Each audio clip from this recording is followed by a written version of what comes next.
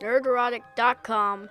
Greetings, you over 1 million muggles and the 40% who haven't subscribed yet. I've had a working theory that JK Rowling, who doesn't need any money, decided to go ahead with the Harry Potter TV show partially, if not solely, to erase Daniel Radcliffe and Emma Watson from the story. That might explain why some of the costuming and the sets in the TV show look so similar to the films. It'll make it easier for them to pluck out Emma and Daniel and plop in the new actors on all the merchandising and in the theme parks. And with a lot of the casting, maybe that theory was close to being correct. In my head anyway. That was, of course, until Black Snape, but maybe that was a sacrifice JK was willing to make. Because once again, I'm here to report on the resulting find out of the around. And we're not going to bury the lead on this one because today, prolific author and creator of Harry Potter, JK Rowling, and you can insert your YouTube title here, either nuked Emma Watson from orbit, or went scorched earth on Emma Watson, or Avada Kedavra Emma Watson from the astronomy tower. Why aren't you all copying this down?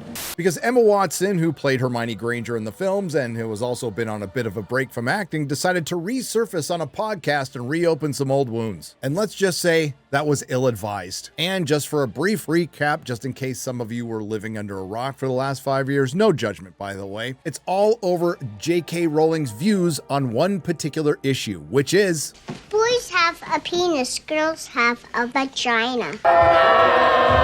And as you may or may not know, Daniel Radcliffe and Emma Watson over the past few years have taken multiple opportunities to throw the woman under the night bus who was responsible for their careers. Now, Rupert Grint, who plays Ron Weasley, has made his comments as well, but they weren't as bad, but I'm not sure that makes much of a difference to JK Rowling, who posted this back in March. In response to the question, what actor/actress instantly ruins a movie for you? 3 guesses. Sorry, but that was irresistible. So now that some time has passed and it's not so in vogue to pile on JK Rowling anymore, probably because her views were never wrong to begin with, and it also has something to do with the cultural shift and this trend dying down violently. As previously mentioned, Emma Watson came out of hiding and went on a podcast a couple of days ago, and it appears that she kind of changed her tune. Now, before you hear this, I want to preface this by stating you are going to hear the verbal equivalent of somebody walking over a field of landmines. I really don't believe that by having had that experience and holding the love and support and views that I have mean that I can't and don't treasure Joe and the person that I had personal experiences with. I will never believe that one negates the other, and that my experience of that person I don't get to keep and cherish. To come back to our earlier thing, I just don't think these things are either or. It's my deepest wish. I hope people who don't agree with my opinion will love me, and I hope I can keep loving people who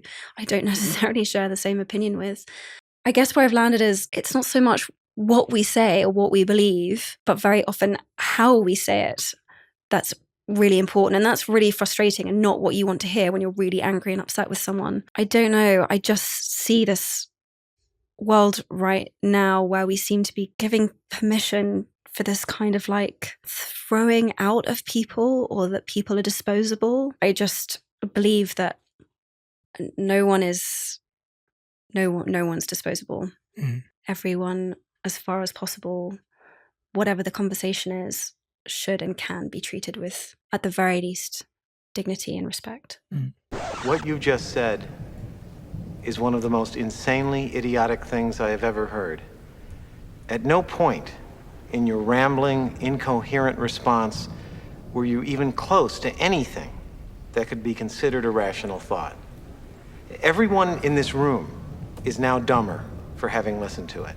Well, that was a very long-winded, incoherent, professional adult pretender way of saying we can agree to disagree. But she can't even say that because all of her allies would turn on her in a moment. You know, people like you, Emma, and I would argue maybe you should have led with this, but that Hogwarts Express has left the station. Now, JK Rowling did respond, and it was coherent, thoughtful, and savage. JK starts out by saying that no actor owes her any allegiance because they were in something that she created. Emma Watson and her co-stars have every right to embrace gender identity ideology. Such beliefs are legally protected, and I wouldn't want to see any of them threatened with loss of work, or violence, or death because of them, like JK Rowling was. However, Emma and Dan in particular have both made it clear over the last few years that they think our former professional association gives them the particular right, nay obligation, to critique me and my views in public. Years after they finished acting in Potter, they continue to assume the role of de facto spokespeople for the world I created. In other words, you're a couple of ungrateful whelps who were nothing more than contracted workers who memorized reinterpreted lines from my source material, and you can feel free to piss off now. Jog on. But then JK gets into what really stung, that very deliberate jab from Emma Watson at the BAFTAs. There's that clip of her at the BAFTAs, and it was just kind of like a really snidey, there's that bit where she says, I'm here for all the witches, like, but one, or what, yeah, it was just nasty. Yeah. I'm here for all of the witches.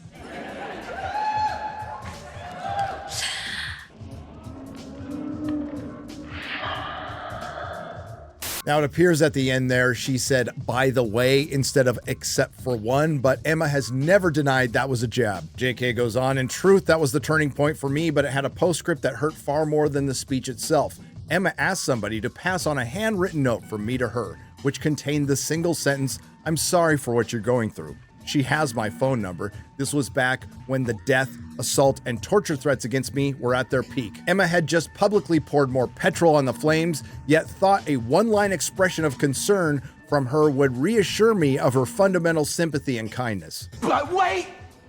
There's more! Like other people who've never experienced adult life uncushioned by wealth and fame, Emma has so little experience of real life, she's ignorant of how ignorant she is. Then JK goes on to rattle off some of the things that Emma Watson thankfully will not have to experience, like homeless shelters, assault crisis centers, and women's prisons. I wasn't a multimillionaire at 14. I lived in poverty while writing the book that made Emma famous. I therefore understand from my own life experience what the trashing of women's rights in which Emma has so enthusiastically participated means to women and girls without her privileges. The greatest irony here is that had Emma not decided in her most recent interview to declare that she loves and treasures me, a change of tack I suspect she's adopted because she's noticed that full-throated condemnation of me is no longer quite as fashionable as it was. I might have never been this honest. And again, Emma Watson wasn't the only one to rush to distance herself from JK Rowling and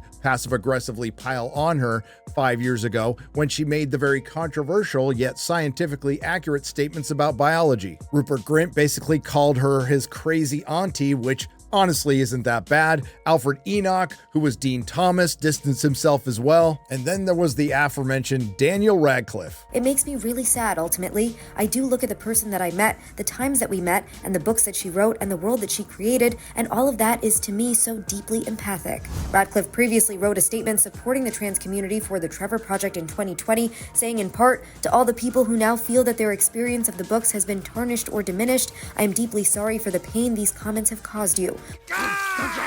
And while it doesn't absolve the adult pretenders of their responsibility, we certainly can't leave out the Access media, who has certainly put plenty of petrol on the flames. Just listen how they frame JK Rowling's views in this. Rowling recently wrote on social media saying she would not forgive those who have supported trans healthcare. I don't think she's ever come out against trans healthcare unless you include this. Celebs who cozied up to a movement intent on eroding women's hard-won rights and who use their platforms to cheer on the transitioning of minors can save their apologies for traumatized detransitioners and vulnerable women reliant on single-sex spaces. Then there are the actors who have supported JK, or at least not completely shit on her, like Tom Felton, Jason Isaacs, Helen Bonham Carter, Ralph Fiennes, and the late great Robbie Coltrane, who said this: I don't think what she said was offensive, really. There's a whole generation of people waiting around to be offended.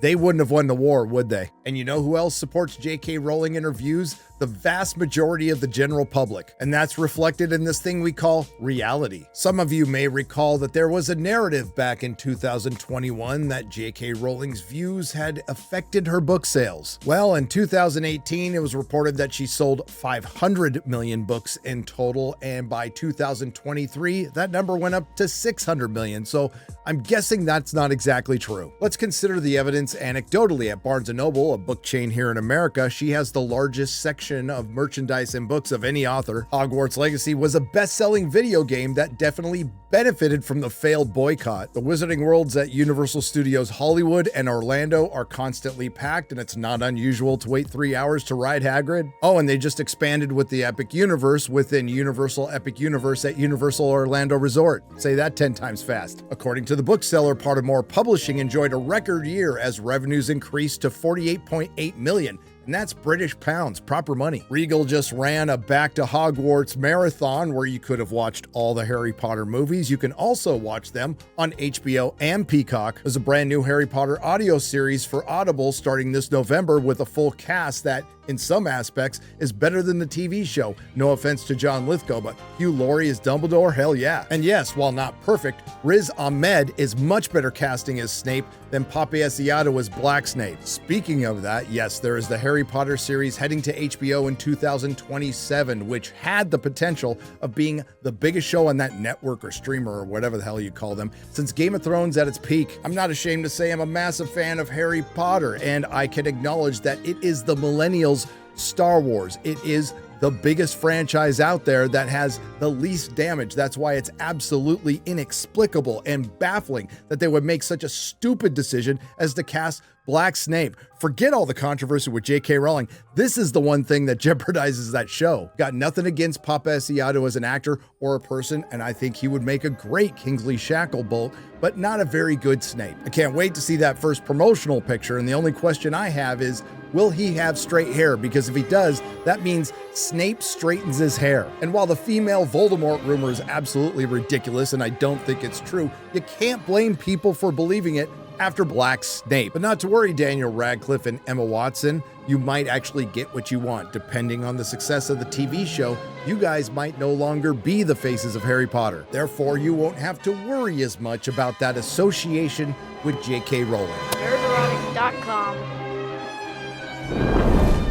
If you like what you heard, please like, share, and subscribe. If you didn't like what you heard, I thank you for listening this long. I will see you in the next video.